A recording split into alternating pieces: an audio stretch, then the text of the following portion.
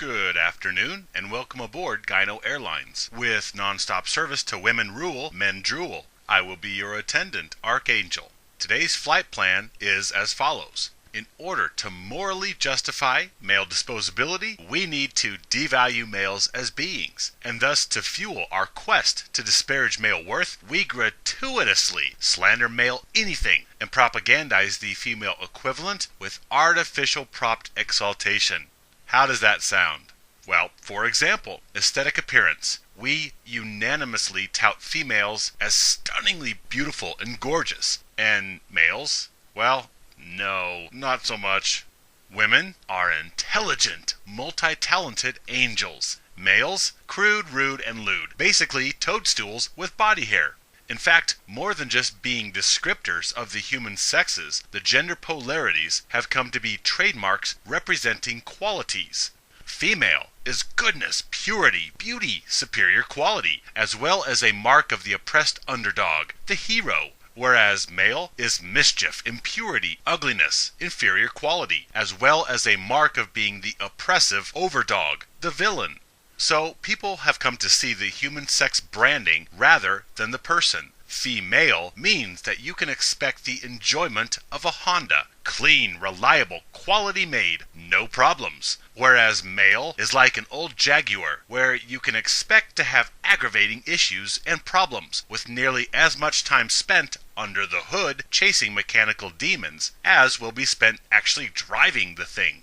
So, are you passengers getting the picture? Anything male is bad, inferior. Anything female is good, superior, and nowhere is this blatant devaluation/exaltation more apparent than the realm of human sexuality.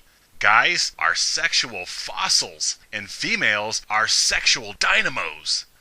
We absolutely mock and demean every part of the male sexual experience, while we simultaneously elevate and marvel over female sexuality. We absolutely elevate female sexuality to deity status, and pretend that female sexuality is a glorious enigma and unfathomable mystery that mere grunting mortal males are ill-equipped to ever understand.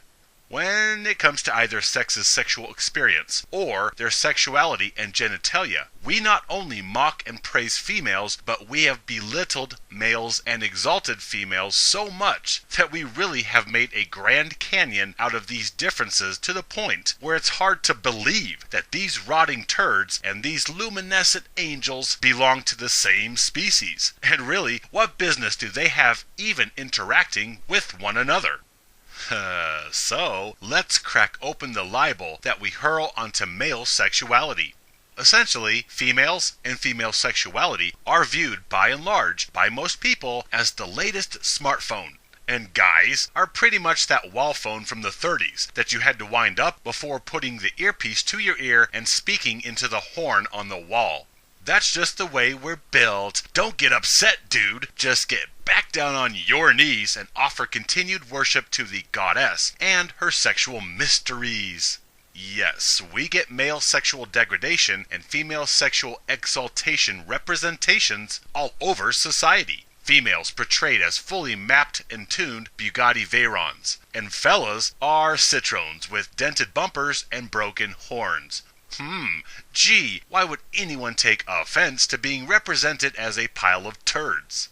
Stereotypes and popular representations abound, such as men are dirty grunting primates who have no stamina or talent, and dudes are only concerned with themselves and the stimulation of one body part. Moreover, guys are simply one-hit wonders or two-pump chumps who are lucky to get it up, even luckier if they last till the 2-minute mark.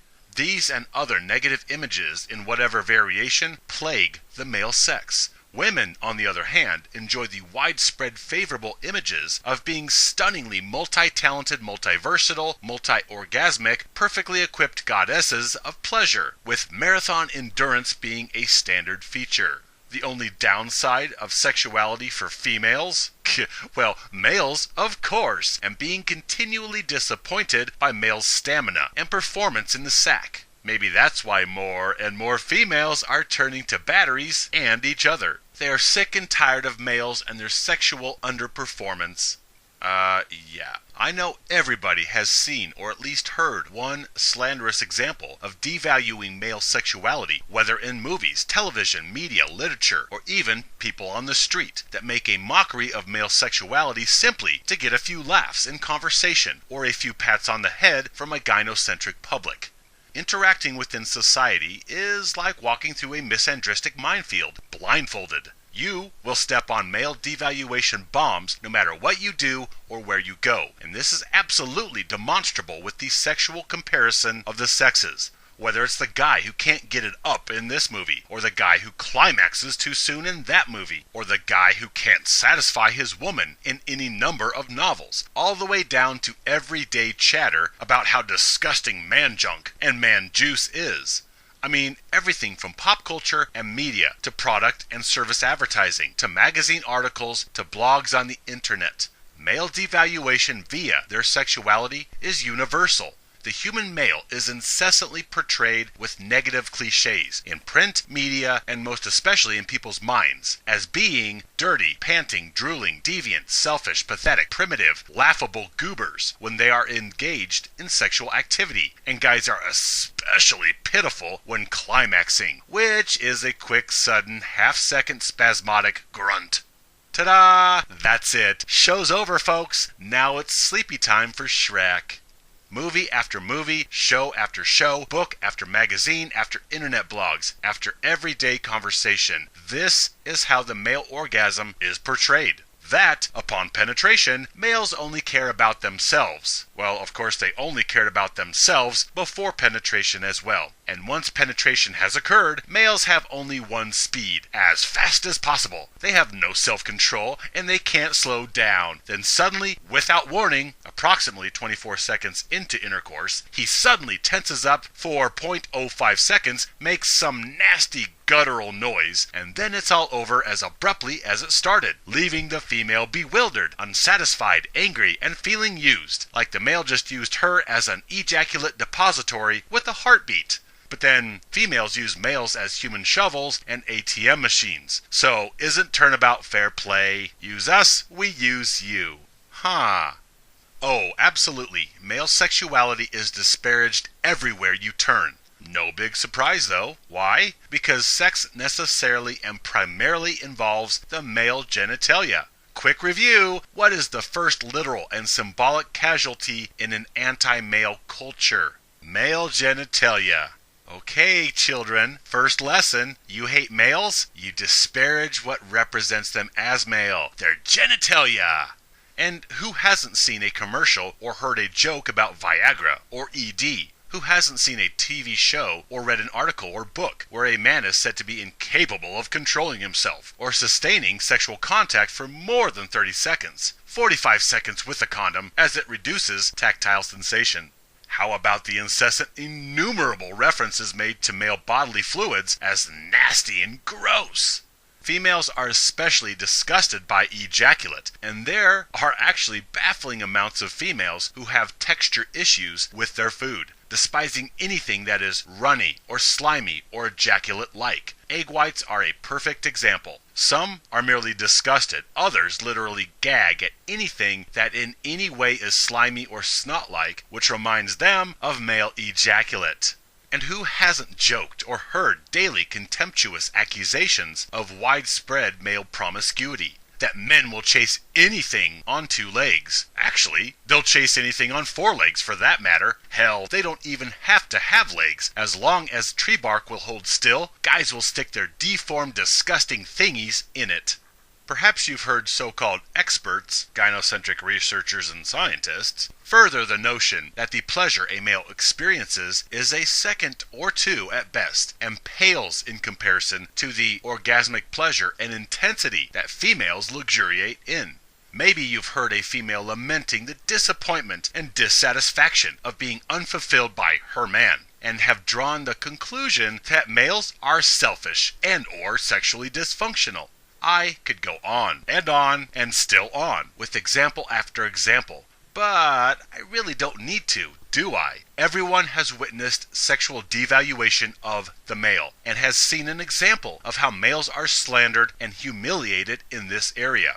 Who isn't aware that males are sexually selfish and dysfunctional? Who hasn't heard that male performance is ultra quick and pitiful at best, or that their anatomy is unattractive and that their bodily fluids are disgusting? I mean, come on. Even Snap, Crackle, and Pop, the Rice Krispie guys, they have heard males sexually slandered from the front of their cereal box. Guys are sexual dysfunction, right? Yeah, however, what you hardly ever hear about is the appreciable amounts of female sexual dysfunction, because of course we're too busy being inundated with male inadequacy and excessive slander.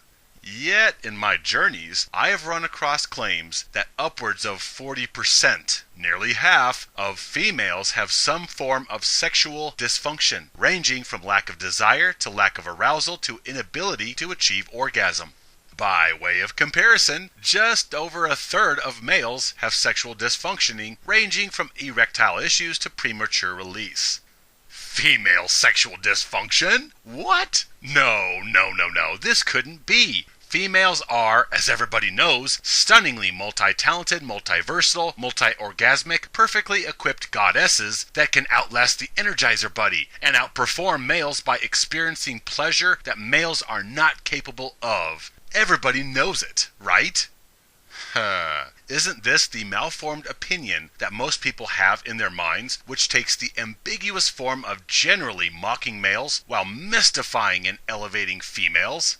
Well, sorry, but females are not divine deities above males. In some cases, they have as much, if not more, dysfunction than males, and sexuality is a prime example. For instance, there is lack of sexual desire, or hypoactive sexual desire disorder, HSDD, which is arguably the most common dysfunction in women. There are so many unhappy husbands that have to deal with this little beauty on a daily basis. She just doesn't want it. You see, when chicks want something like kids or a signed financial incorporation, aka marriage, they solicit themselves as ravenous sex goddesses who want to bang 10 times a day, 6 ways to Sunday. Then when the kids arrive, or the ink has dried on the marriage license, it now becomes, you have a hand, do it yourself. Up next we have female sexual arousal disorder, FSAD, which is the female version of impotence. The mind is stimulated, but the body just has not received the memo, so she ain't getting wet.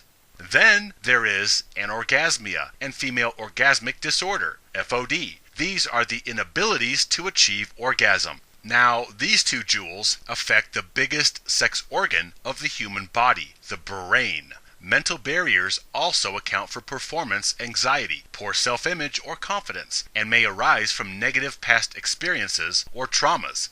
Self-esteem is another proponent of mental barriers, and males are so inundated with their faults, flaws, and shortcomings as males that I am surprised they have any esteem at all and can even sexually function for their 3 seconds of female-assisted ejaculation.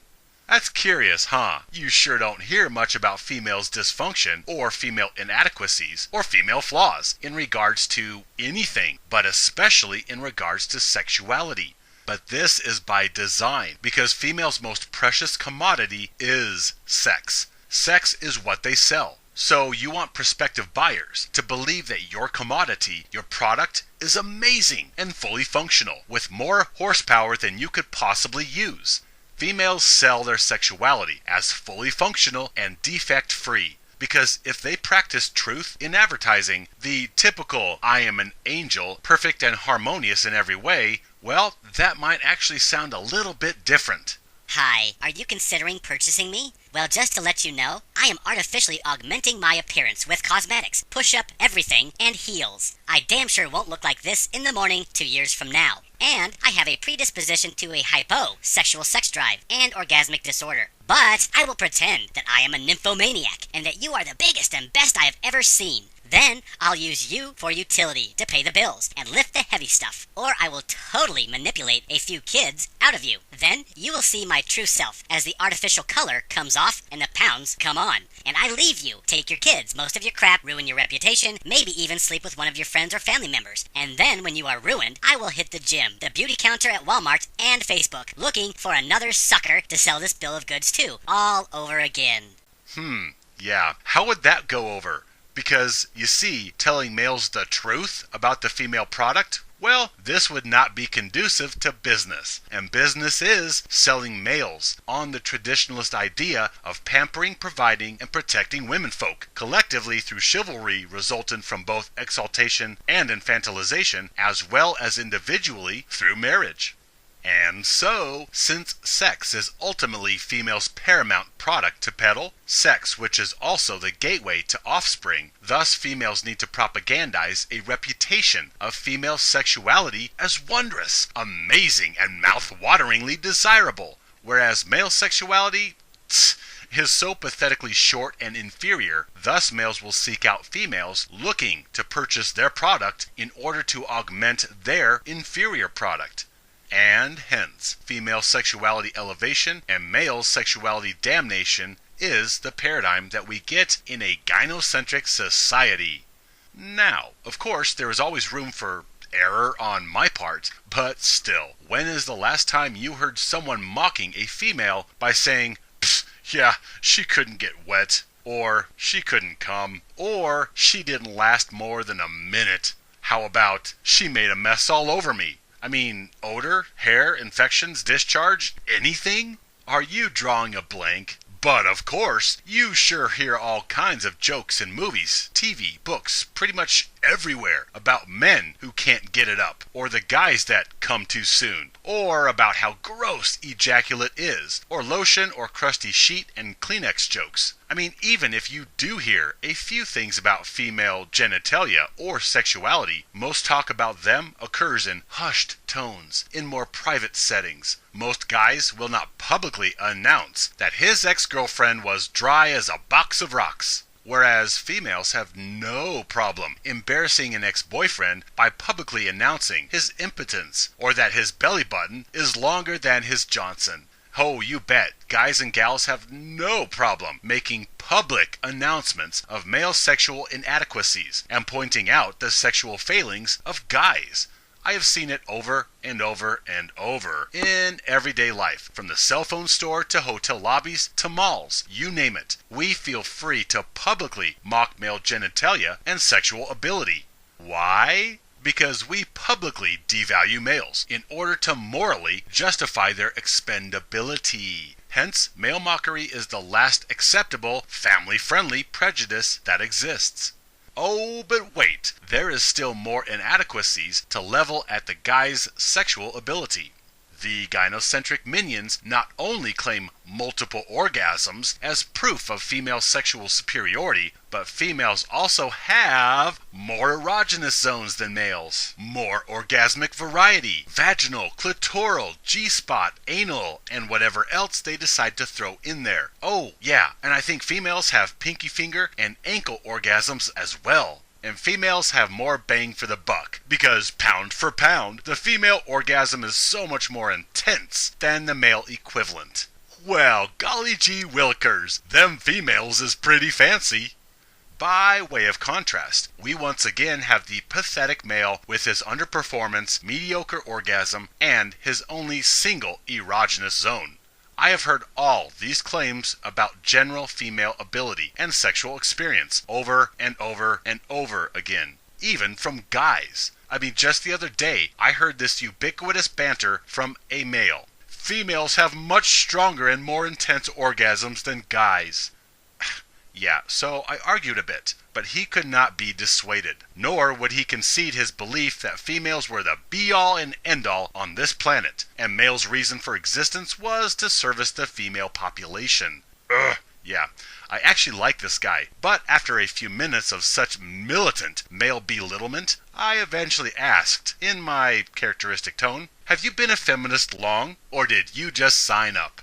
Well, this superiority of sexual capability is all malarkey and propaganda. Know why? Because males have just as many erogenous zones. Their nipples, their ears, their necks, their abdomens, inner thighs, lower backs, buttocks, feet, and anything and everything else are just as sensitive and just as erotically capable. Anything that is erogenous on a female also has erogenous capability on a male, because these are human capabilities, not something only endowed to one sex over the other. Yes, I know. According to the gynocentric crowd, females have extra neuronal pathways, more nerve endings, specialized pleasure-specific organs, and infinite numbers of erotic zones. That's right, females have super fluffy, bunny, extra special sensitive, limited edition fairy dust organs and tissues not found on guys. Oh, you betcha, everybody knows that females come stock from the factory with the XL, the SS, the VIP, and RT Hemi packages not found on any male models. Oh, yes, I have heard plenty regarding the sexual superiority of the female. Enhanced genes, advanced chromosomes, superior anatomy, improved hormonal configurations, as well as fairy dust pinstriping, the Eddie Bauer package, and they come with a super rare commemorative case to hold your director's edition in. Yada frickin' yada. But guess what? We all come from the same building materials. There is no special, completely separate, erotically charged tissue that females are formed from. We are all formed from the same neutral stem cells. All these little distinctions between the sexual capabilities of the sexes boils down to one end goal: the labeling of one as better than the other. Better, more beautiful, more valuable, more this, better that. We demean one sex and elevate the relative worth of the other. That's all this is. Sex is male's Achilles heel. It is the devious leash by which we are bound and led away to our own disposability by females and society. Sexuality is a tragedy for males, a wondrous pleasure that has been twisted against us in order to manipulate us since, right around the dawn of Homo sapiens. You want liberation from devaluation? Free yourself from female dependency, starting with sexual desire. Males are essentially signing their own death warrants when they pander to females for affection and attention. Males waste their money, time, abilities, and creative promise chasing vagina when their brilliance could be harnessed towards higher pursuits, which would raise our entire species to higher levels of understanding and existence. Think of the possibilities. Instead of wasting talent chasing bearded clam, instead of rotting away in heartache because of that wizard sleeve, brilliant male minds could be configuring free energy extraction from the 0-point field, or plotting interstellar travel, or even making broccoli taste like cheesecake. My brothers, neither you nor your genitalia nor your sexuality is inferior in any way to females. You are simply the targets of a malicious campaign of propaganda to further devalue you in order to morally justify your expendability. My friends, if you are also sick of the sexual slander of males, then stand with me, live free.